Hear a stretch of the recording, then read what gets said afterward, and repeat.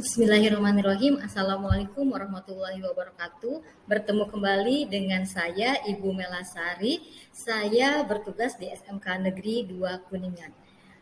Pada kesempatan ini, saya akan menyampaikan materi mengenai harapan pelanggan yang merupakan materi dari elemen keempat untuk program keahlian MPLB kelas 10 di semester ganjil. Nah, materi ini merupakan lanjutan dari bab sebelumnya yang membahas mengenai hubungan antara provider atau penyedia layanan dengan customer. Ya, baiklah mari kita simak bersama bagaimana penjelasannya mengenai harapan pelanggan. Adapun tujuan dari kegiatan pembelajaran ini diharapkan nanti semua peserta didik dapat mengetahui dan menjelaskan apa yang menjadi harapan pelanggan, baik itu pelanggan internal maupun pelanggan eksternal. Sekarang kita akan masuk kepada materinya. Adapun menurut Atep Adia Barata bahwa kepuasan pelanggan itu dibagi menjadi dua, yaitu kepuasan pelanggan internal dan kepuasan pelanggan eksternal. Dan kepuasan pelanggan internal ini dapat menentukan kualitas pelayanan kepada pelanggan itu sendiri. Ada beberapa harapan yang perlu kita identifikasi yang menjadi keinginan dari para pelanggan internal. Di antaranya yang pertama adalah adanya kebersamaan dan kerjasama yang baik, yang jauh lebih baik daripada bekerja sendiri. Tentunya pegawai atau karyawan dalam sebuah organisasi atau perusahaan sangat mendambakan adanya suatu kebersamaan di antara seluruh karyawan yang ada di dalam jajaran perusahaan. Mereka menginginkan adanya suasana lingkungan kerja yang damai yang dapat mendukung terselesaikannya pekerjaan mereka dengan baik. Ya, tentunya prinsip bekerja sama, kemudian ini akan menentukan kelangsungan berjalannya suatu organisasi atau perusahaan. Kemudian harapan pelanggan internal yang kedua yaitu adanya struktur sistem dan prosedur kerja yang jelas dan efisien. Pegawai dan karyawan yang berada di dalam lingkungan perusahaan tentunya menginginkan adanya kejelasan di dalam struktur organisasi, di mana kemana dia harus bertanggung jawab, siapa atasan langsungnya, kemudian sistem dan prosedur kerja yang jelas dan mudah dilaksanakan. Karena hal ini akan sangat berkaitan dengan fasilitas kemudahan dalam menjalin komunikasi baik dengan rekan kerja maupun dengan atasan yang langsung maupun tidak langsung yang bertanggung jawab kepada beliau. Kemudian yang ketiga, harapan dari pelanggan internal yaitu adanya kualitas kerja. Ya, pegawai karyawan tentunya menginginkan adanya fasilitas yang memadai agar mereka mampu mencapai kualitas kerja yang baik. Ya, fasilitas tersebut tentunya akan sangat berpengaruh terhadap kualitas dari pekerjaan mereka. Para karyawan di samping fasilitas yang memadai, tentunya mereka juga mengharapkan adanya pendidikan, pelatihan, kemudian instruksi kerja yang tepat, pengetahuan, keterampilan, dan pengalaman untuk mewujudkan kemampuan sehingga mencapai kualitas kerja yang baik. Ya, itu adalah harapan yang diinginkan oleh pelanggan internal. Kemudian yang keempat, yang diinginkan oleh pelanggan internal yaitu adanya hubungan kerja yang harmonis, baik itu antara sesama rekan kerja maupun dengan atasannya atau jajaran manajemennya. Ya, kejelasan terkaitan kerja, kejelasan waktu dalam bekerja, kejelasan dalam penyelesaian pekerjaan, ya, terus sehingga pekerjaan itu dapat diselesaikan dengan mudah dan tepat waktu. Adanya kejelasan dari masing-masing job description tersebut, ini akan sangat mempengaruhi terhadap hubungan kerja, baik secara vertikal maupun secara horizontal. Ya, horizontal, mohon maaf.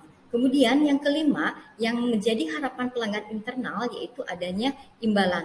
Nah, imbalan di sini tentunya tidak hanya sekedar gaji saja.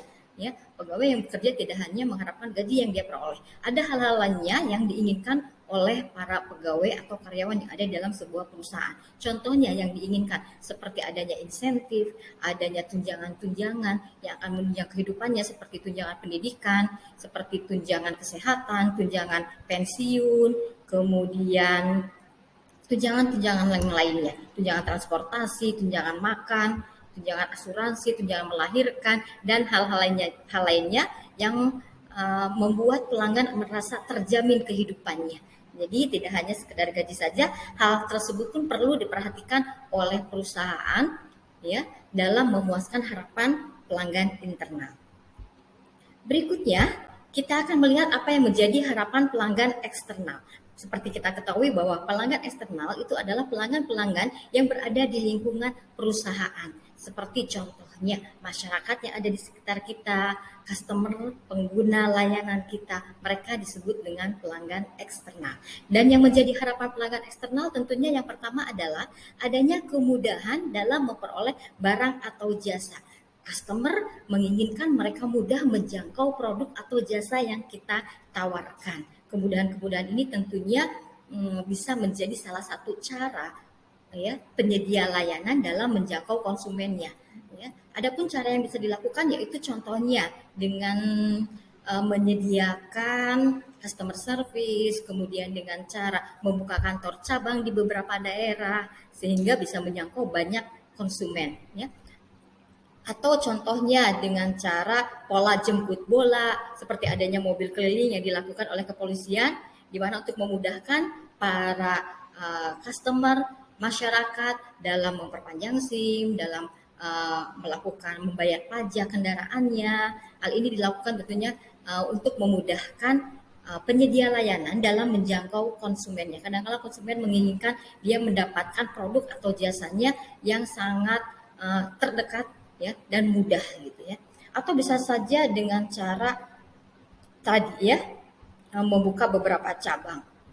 Kemudian yang berikutnya yang kedua adalah yang diharapkan oleh pelanggan eksternal adalah adanya persyaratan kualitas barang atau jasa ya.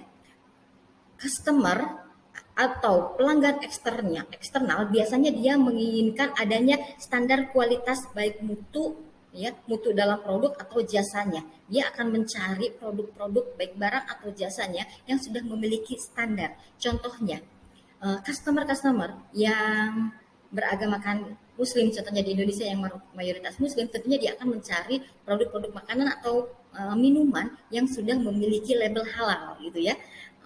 Atau dia akan memilih produk-produk karyawan atau customer yang memilih produk-produk yang sudah standar ISO contohnya gitu ya, atau makanan minuman yang sudah terdaftar di Departemen Kesehatan atau yang sudah BPOM ya, tentunya itulah yang diharapkan.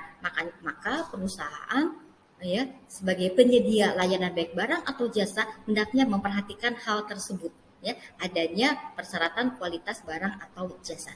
Kemudian yang ketiga yaitu harga yang kompetitif.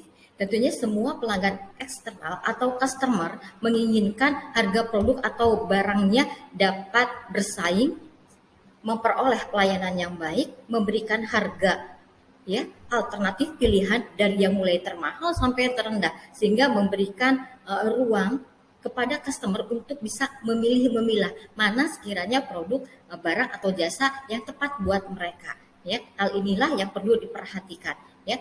Atau bisa saja dilakukan dengan cara membuat paket-paket, sistem paket contohnya, atau dengan cara memberikan diskon, atau dengan cara membuat special price, atau dengan cara membuat member card ya untuk produk-produk tertentu, memberikan potongan khusus apabila customer kita sudah memiliki member card gitu, atau buy one get one, itu program seperti itu bisa ditawarkan kepada pelanggan eksternal karena biasanya itulah yang dicari oleh pelanggan eksternal.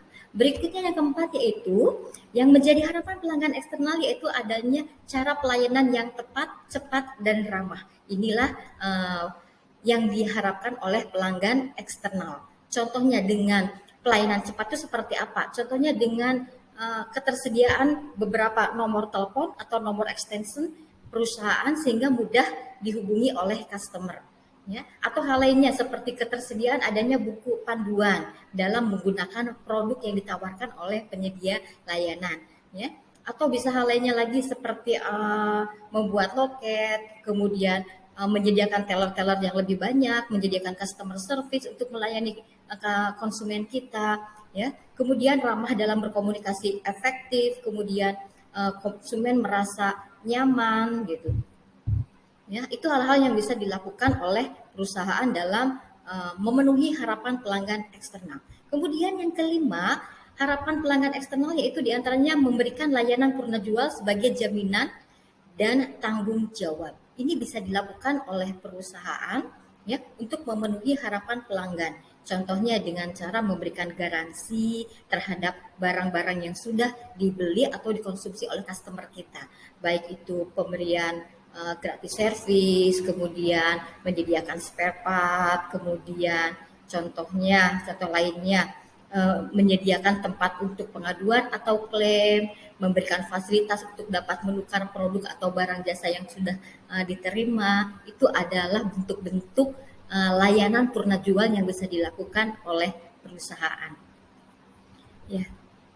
Berikutnya, kalau kita lihat ya dari beberapa harapan pelanggan tersebut, menurut Yvonne Wood bahwa bisa dikelompokkan 4 tipe harapan pelanggan, baik internal maupun eksternal. Yang pertama adalah equitable performance atau normative performance effort versus outcome, should expectation deserve expectation. Ya, artinya yaitu penilaian normatif yang mencerminkan kinerja yang seharusnya diterima seseorang atas biaya dan usaha yang dapat dicurahkan untuk membeli dan mengkonsumsi barang atau jasa tertentu. Kemudian yang kedua adalah ideal performance atau optimum versus actual performance atau ideal expectation desired expectation. Ya, ini merupakan tingkat kinerja optimum atau ideal yang diharapkan oleh seorang pelanggan. Kemudian yang ketiga yaitu expected performance, realistic versus actual performance, will expectation, predictive expectation.